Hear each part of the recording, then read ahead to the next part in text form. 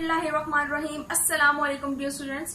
तो आज हम शुरू करने जा रहे हैं अपनी बायोलॉजी का नया चैप्टर नंबर 15, ठीक है, विच इज होम्योस्टैसिस।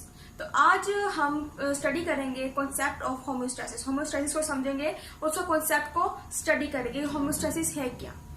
चलिए अपने टॉपिक की तरफ आते हैं कि जब हम स्पीशीज की बात करते हैं तो स्पीशीज की हर ऑर्गेनिज्म की अपनी एक एवोल्यूशनरी हिस्ट्री है, जिसको हम एंसेस्ट्रल हिस्ट्री भी कहते हैं। अब वो एवोल्यूशनरी हिस्ट्री का मतलब क्या है कि जो उनकी हिस्ट्री चलती आ रही है उसके अंदर कुछ ना कुछ एवोल्यूशन होते रहे, कुछ ना कुछ चेंजेस आते रहे।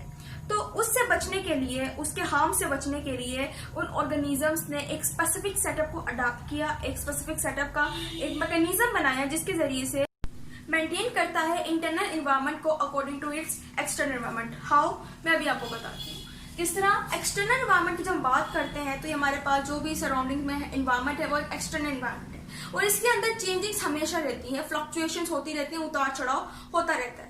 अब जब हम ऑर्गेनिज्म की बात करते हैं तो जब भी एक्सटर्नल एनवायरनमेंट में कोई भी चेंज आता है वो ऑर्गेनिज्म के लिए बहुत ज्यादा हार्मफुल हो सकता है। लेकिन जो तमाम ऑर्गेनिजम्स हैं उन्होंने एक ऐसा सेटअप, एक ऐसा स्पेसिफिक सेटअप अडेप्ट किया है जिसके जरिए से जो ऑर्गेनिजम्स का इंटरनल एनवायरनमेंट होता है वो प्रोटेक्ट हो जाता है from the harms of the change in external environment. यानी कि एक्सटर्नल एनवायरनमेंट में जो भी फ्लक्चुएशंस आ रही हैं, जो भी चेंजेस आ रही हैं, उसका जो भी हार्म हो सकता है ऑर्गेनिज्म पर, इंटरनल एनवायरनमेंट जो है वो प्रोटेक्ट हो जाता है इस स्पेसिफिक सेटअप की वजह से, ठीक है। और वो हमारे पास स्पेसिफिक सेटअप कौन सा है? होम्योस्टैसिस का। होम्योस्टैसिस हमारे पास यही एक चीज है, एक ऐसा मैकेनिज्म है जिसके जरिए से इंटरनल एनवायरनमेंट जो है ऑर्गेनिज्म का वो प्रोटेक्ट हो जाता है from the harms of change in external environment. अब जब होम्योस्टैसिस का प्रोसेस होता है, यानी कि जो भी एक्सटर्नल एनवायरनमेंट की हम बात करते हैं वो बहुत ज्यादा वाइडर है, बहुत ज्यादा लिमिटेड नहीं है, ये अनलिमिटेड है। लेकिन जब हम अपने इंटरनल एनवायरनमेंट की बात करते हैं ये लिमिटेड है। तो होम्योस्टैसिस क्या करता है, जब भी एक्सटर्नल एनवायरनमेंट में बहुत बड़ा वाइडर चेंज आता है, ये नैरो रेंज के अंदर रहते हुए इसको मेंटेन करता है और हमारा जो इंटरनल एनवायरनमेंट है, ऑर्गेनिज्म का जो इंटरनल एनवायरनमेंट है वो मुकम्मली प्रोटेक्ट हो जाता है।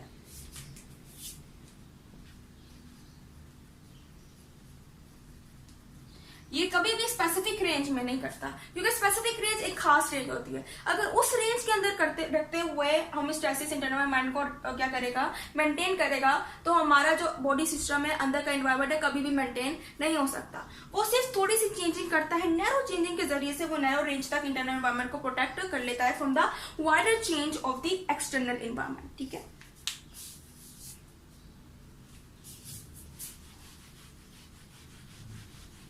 अब हम बात करते हैं कुछ कंपोनेंट्स की जो कि इजीली अफेक्ट हो जाते हैं, ठीक है ना।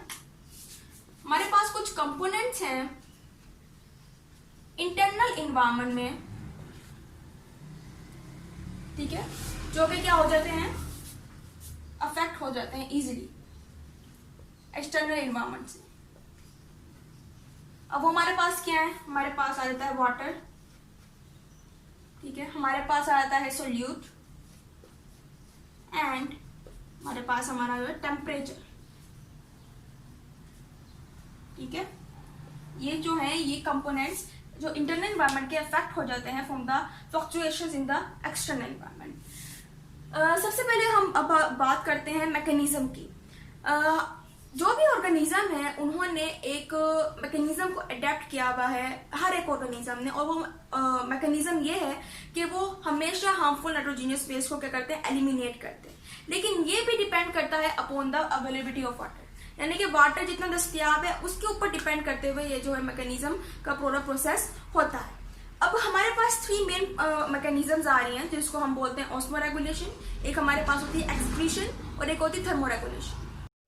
तो जो पहला मैकेनिज्म है हमारे पास वो है ऑस्मोरेगुलेशन। ऑस्मोरेगुलेशन में बेसिकली हम रेगुलेट करते हैं the amount of solute and the loss and gain of water, यानी कि जो भी वाटर में ज्यादती हो रही है या फिर कमी हो रही है, ठीक है, उसको हम क्या करते हैं, रेगुलेट करते हैं किसके दरमियान, between an organism and environment, ठीक है। यानी कि ऑर्गेनिज्म और इन्वायरमेंट के दरमियान हम amount of solute and amount of water को रेगुलेट कर रहे हैं इन the mechanism of osmo regulation, ठीक है। दूसरी हमारे पास जो मैकेनिज्म है वो है एक्सक्रीशन। इस मैकेनिज्म के अंदर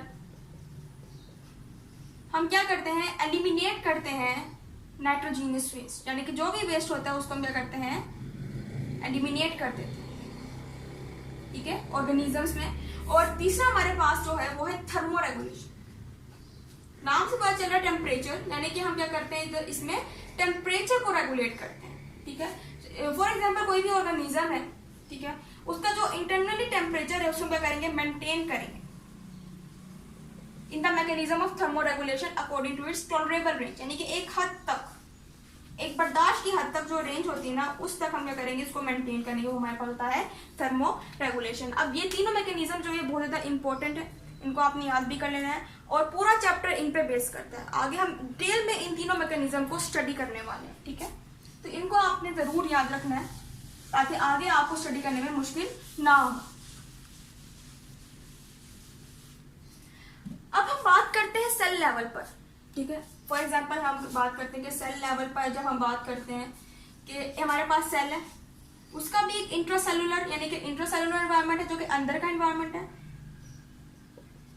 और एक एक्स्ट्रा सेलुलर एनवायरनमेंट है यानी कि जो बाहर का एनवायरनमेंट है वो हमारे पास है एक्स्ट्रा सेलुलर एनवायरनमेंट। अब ये हमारे पास ऑर्गेनिज्म है, ठीक है ना, और ये इसका इंटरनल एनवायरनमेंट है पूरा, और ये हमारे पास जो है बाहर का ये एक्सटर्नल एनवायरनमेंट।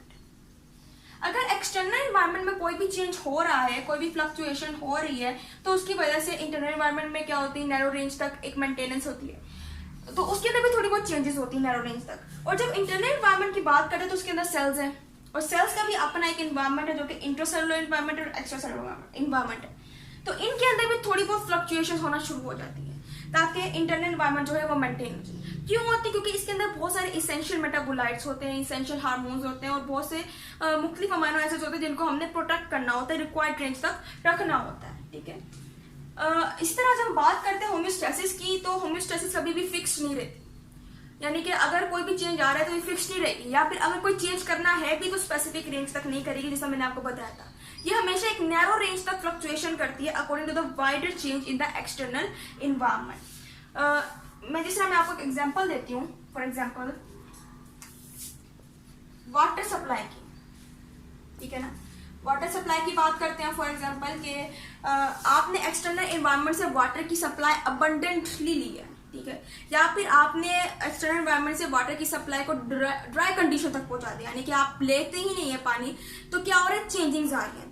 लेकिन होम्योस्टेसिस का प्रोसेस ऐसा प्रोसेस है जो कि ना ही आपकी बॉडी को फ्लूइड रहने देगा पानी से और ना ही आपकी बॉडी को खुश्क रहने देगा पानी से, यानी कि आपकी बॉडी के अंदर पानी की मिकदार को भी मेंटेन करेगा होम्योस्टेसिस, ठीक है, लेकिन नैरो रेंज के अंदर रहते हुए। कोई भी इसके लिए स्पेसिफिक रेंज नहीं होती, हमेशा एक नैरो रेंज के अंदर रहते हुए ही ये सारे काम करता है, ठीक है। अब ये होम्योस्टेसिस की जब हम बात करते हैं तो हम ये बात करते हैं कि होम्योस्टेसिस के अंदर कुछ कंट्रोल सिस्टम्स हैं, ये सारे काम कर रहे हैं, मुख्तलिफ कंट्रोल सिस्टम। जो सबसे बड़ा कंट्रोल सिस्टम है वो एक लिविंग कंट्रोल सिस्टम है, लेकिन उसके अंदर थोड़े छोटे छोटे कंट्रोल सिस्टम अलग अलग से बने हुए हैं, ठीक है। जैसे हम बात करते हैं फिजिकल कंट्रोल सिस्टम की। अब ये कंट्रोल सिस्टम जो होते हैं इनके 3 कंपोनेंट्स होते हैं। नंबर 1 हमारे पास जो कंपोनेंट है नंबर 1 पर, वो हमारे पास होता है रिसेप्टर, जिसे हम सेंसर्स भी कहते हैं। दूसरा हमारे पास होता है कंट्रोल सेंटर, और तीसरा हमारे पास होता है अफेक्टर, ठीक है। अब ये तीनों कंपोनेंट्स जो है ये मिलकर एक पूरा का पूरा कंट्रोल सिस्टम बनाते हैं, ठीक है। फॉर एग्जांपल हम बात करते हैं थर्मो रेगुलेशन यानी कि टेम्परेचर चेंज की।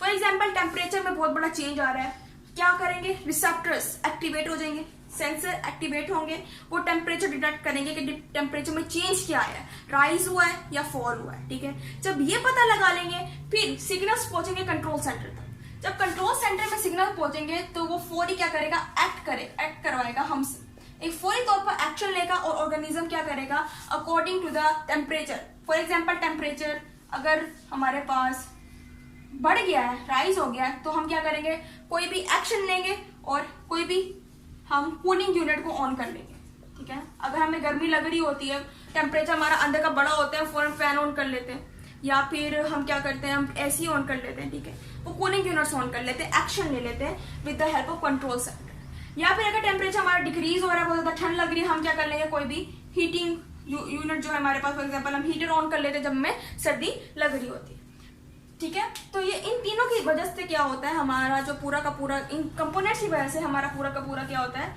एक सिस्टम बनता है जैसे control system in a living system, ठीक है। इसी तरह अगर हम बात करते हैं एनिमल्स की, उनके अंदर भी एंडोथर्मिक प्रोसेसेस होते हैं, एक्टोथर्मिक प्रोसेसेस होते हैं।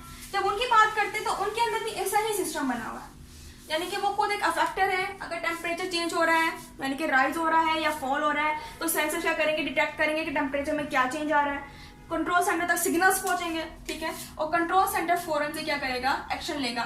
फिर वो क्या करेंगे, या तो अपने आप को टेम्परेचर के हिसाब से, फॉर एग्जाम्पल टेम्परेचर इंक्रीज हुआ है तो अपने आप को ठंडी जगह पर पहुंचाने की कोशिश करेंगे, ठंड में रखने की कोशिश करेंगे। या फिर अगर टेम्परेचर बहुत ज्यादा बढ़ गया, कम हो गया है, तो अपने आप को गर्माइश देने की कोशिश करेंगे, ठीक है, ठीक है। तो ये था हमारे पास 3 कंपोनेंट्स। अब हम जरा अफेक्टर की बात करते हैं कि इसमें अफेक्टर का रोल क्या है। अब बेसिकली अफेक्टर तो हम में जो कि अफेक्ट हो रहे हैं बाय द टेम्परेचर, जो बाहर में जो भी चेंजेस आ रहे हैं, लेकिन अफेक्टर क्या कर रहा है, रिस्पॉन्स कर रहा है। हम ये कह सकते हैं कि कोई अगर टेम्परेचर एक्सटर्नल एनवायरनमेंट में, एक्सटर्नल चेंज ही है ना, टेम्परेचर चेंज हो रहा है यानी कि एक्सटर्नली चेंजेस हो रही है। फॉर एग्जाम्पल एक्सटर्नल चेंज हुआ है तो अफेक्टर क्या करेगा, इसको रिस्पॉन्स करेगा, इनवर्सली रिस्पॉन्स करेगा, ठीक है। बदले में इसको रिस्पॉन्स देगा किस तरह, फॉर एग्जाम्पल एक्सटर्नल चेंज हो रहा है कि टेम्परेचर जो है वो ज्यादा बढ़ गया है यानी कि गर्मी ज्यादा हो गई है, तो इफेक्ट क्या करेगा, इनवर्सली रिस्पॉन्स करने के लिए अब कोई भी कूलिंग पॉइंट को ऑन कर लेगा, ठीक है ना, अपने आप को ठंड में रखने की कोशिश करेगा। या फिर टेम्परेचर अगर कम हो गया है फॉर एग्जाम्पल, यानी कि बहुत ज्यादा ठंड हो गई है, तो अफेक्टर तब भी इनवर्सली रिस्पॉन्स करके क्या करेगा कि या तो वो क्या कर लेगा, कोई भी जो भी हीटिंग पॉइंट्स है, हीटर वगैरह, उसको ऑन करके उसके खिलाफ क्या करेगा, रिस्पॉन्स करेगा, ठीक है। तो इस तरह से ये तीनों कंपोनेंट्स मिलकर एक पूरा का पूरा कंट्रोल सिस्टम बनाते हैं, जो कि क्या करते हैं, फिर एक्सटर्नल चेंज को रिस्पॉन्स करते हैं इनवर्सली।